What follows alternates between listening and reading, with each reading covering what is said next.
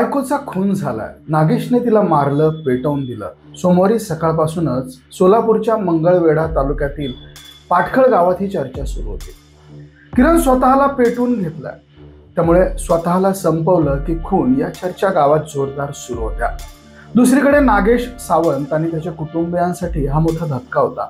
आपल्या बायकोने स्वतःला का संपवलं याचं उत्तर नागेशला मिळत नव्हतं. पण किरणच्या वडिलांनी या सगळ्या प्रकारावर त्यांना संशय वाटला.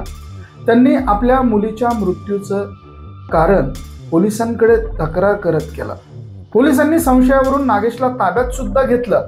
पोलिसांसमोर या सगळ्या प्रकरणाचा तपास करण्याचं एक मोठं आव्हान होतं, कारण सापडलेला मृतदेह मोठ्या प्रमाणात जळालेला होता. त्यामुळे त्याची ओळख पटवणं हे अतिशय अवघड होतं आणि त्याचमुळे हा मृतदेह फॉरेन्सिक लॅबसाठी पाठवण्यात आला सोलापूरला. नागेशने आपल्या बायकोला का मारलं असेल? त्याच्या या सगळ्या कृत्यामध्ये वेगवेगळ्या चर्चा समोर यायला लागल्या. पण या सगळ्यात नागेश जिच्या काळजीमध्ये होता, त्याची ती बायको जिवंत सापडली आणि ती सुद्धा तिच्या प्रियकरासोबत. तर मृत्यूच्या बातम्या आलेल्या किरण या जिवंत कशा सापडल्या? ती जिवंत होती तर जळालेला मृतदेह कुणाचा होता? चक्रावून टाकणारी मंगळवेढ्यातली ही घटना नेमकी घडलीय काय, याच्यामध्ये काय सत्य आहे ते जाणून घेऊया. पंढरपूर तालुक्यातील आंबे गावात 45 वर्षाचे दशरथ मनोहर दांडगे हे राहतात. किरण ही त्यांची मुलगी आहे. साधारण 3 वर्षापूर्वी म्हणजे फेब्रुवारी 2022 मध्ये किरणचं मंगळवेढ्यातल्या पाटखळ गावात नागेश सावंत यांच्याबरोबर लग्न झालं. लग्नानंतर किरण आणि नागेश पाटखळ गावातल्या साधत वस्ती या परिसरात राहत होते. किरण, नागेश, किरणचे सासू सासरे संगीता आणि दिगंबर, तर चुलत सासरे दत्तात्रय सावंत असं कुटुंब राहायचं. लग्नानंतर किरण आणि नागेश यांना एक मुलगी झाली.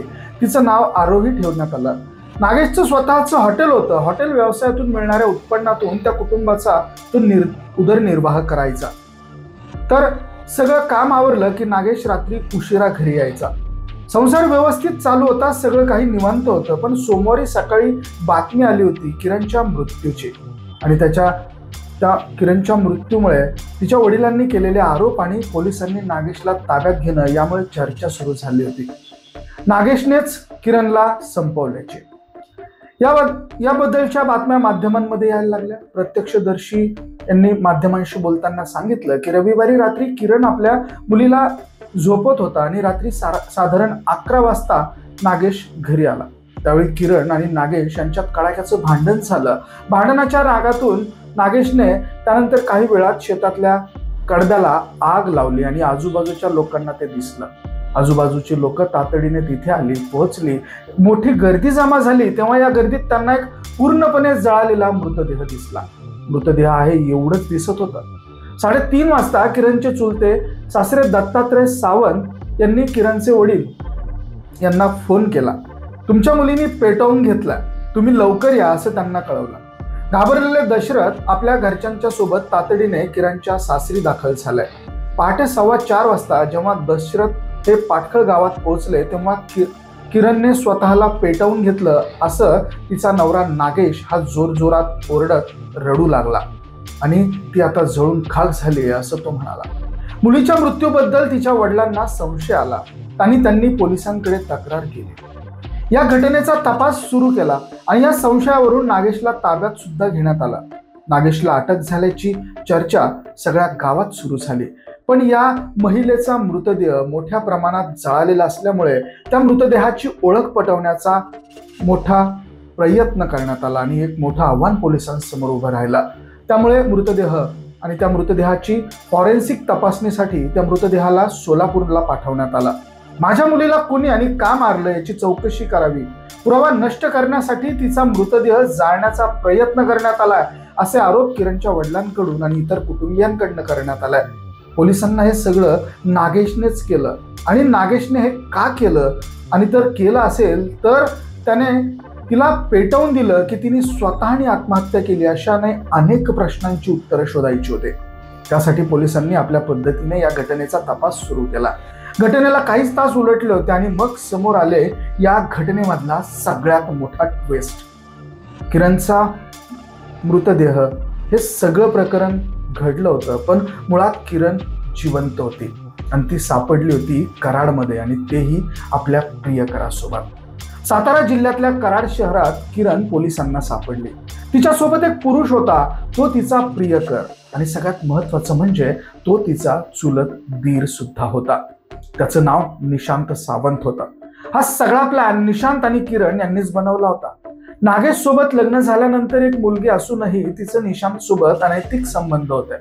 त्या दोघांना आपला नवीन संसार सुरू करायचा होता, पण लहान मुलगी होती आणि तिच्यासाठी हे सगळं करणं सोपं नव्हतं. या दोघांनी एक कट रचला, अगदी पिक्चरच्या स्टोरी सारखा कट रचला. हिरोईनचा मृत्यूचा बनाव बनवला. पंढरपूर परिसरात फिरणाऱ्या एका महिलेला त्यांनी शोधलं. तिला पकडून अज्ञात स्थळी नेऊन तिचा गळा दाबून हत्या केली. त्यानंतर त्यावेळेस त्या महिलेचा मृतदेह त्यांनी गवताच्या गंजीत टाकून दिला आणि रात्री ती गंजी पेटवून दिली. त्याचवेळी किरणला घेऊन निशांत सांगोल्याला गेला. पुढे त्याने किरणला साताराकडे जाणाऱ्या गाडीत बसवून दिला आणि आपल्यावर कुणालाही संशय येऊ नये म्हणून स्वतः पाटखळ गावात परत आला.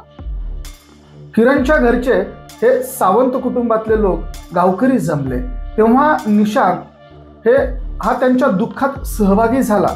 त्यांना आपल्या भावाचं नागेशचं सांत्वन सुद्धा त्याने केलं. कुटुंबियांनी नागेशला आणि नागेशवरती आरोप केले. पोलिसांनी सुद्धा त्याला ताब्यात घेतलं. पोलिसांनी दिवसभर नागेशची चौकशी केली तर तो माझा या प्रकरणात काही संबंध नाही असंच शेवटपर्यंत सांगत होता. त्यानंतर पोलिसांनी खबऱ्यांच्या माध्यमातून गावात नक्की काय घडलं याची माहिती घ्यायला सुरुवात केली. तर पोलिसांना एक महत्वाची माहिती मिळाली. जेव्हा किरण आणि निशांत या दोघांनी त्या भटक्या महिलेला कडव्याच्या गंजीत टाकून पेटवून दिलं होतं तेव्हा गावातल्या काही लोकांनी ते पाहिलं होतं. त्यानंतर आजूबाजूच्या लोकांनी कडव्याला आग लागल्यानंतर त्यांनी हे देखील पाहिलं होतं की त्यात कोणीतरी जळतंय, पण कुणाच्याही ओरडण्याचा आवाज आला नव्हता. ही माहिती मात्र त्यांनी दिली. जर नागेशने किरणला पेटवून दिलं असतं तर तिने आरडाओरड केली असती आणि ही शंका उपस्थित होण्यास स्वाभाविक आहे. जरी किरणने स्वतःहून पाऊल उचललं असलं तरी तिने आरडाओरडा केलाच असता. याबद्दलच्या शंका वाढत गेल्या आणि पोलिसांनी किरणचा शोध घ्यायला सुरुवात केली. त्यानंतर ती कराडमध्ये पोलिसांना प्रियकर निशांत सोबत सापडली आणि हे सगळं प्रकरण निशांतच्या समोर घडलं. पोलिसांच्या ताब्यात निशांतला घेण्यात आलं. त्याची चौकशी सुरू झाली. त्याच्या चौकशीतून समोर आलं की ती महिला ही जी आहे ती एक बेवारस महिला आहे. तिला पंढरपूरमधनं आम्ही उचललं होतं आणि तिचा गळा दाबून तिची हत्या केली होती असं देखील त्याने या दरम्यान सांगितलं. आता सगळ्यात महत्त्वाचा प्रश्न उरतो, ती जी बेवारस महिला आहे त्या महिलेची माहिती काय आहे, ती महिला कोण होती, तिचं काय नाव आहे, ती कुठली होती, या सगळ्या प्रश्नांची उत्तरं आता पोलीस शोधत आहेत. निशांतला ताब्यात घेण्यात आलेला आहे, किरणला देखील ताब्यात घेण्यात आलेला आहे. तर मंडळी, वहिनीवरती प्रेम या निशांतचं जडलं होतं आणि त्या प्रेमाला पूर्णत्वाकडे नेण्यासाठी त्याने असा दुसऱ्याच एका महिलेचा जीव घेतलेला.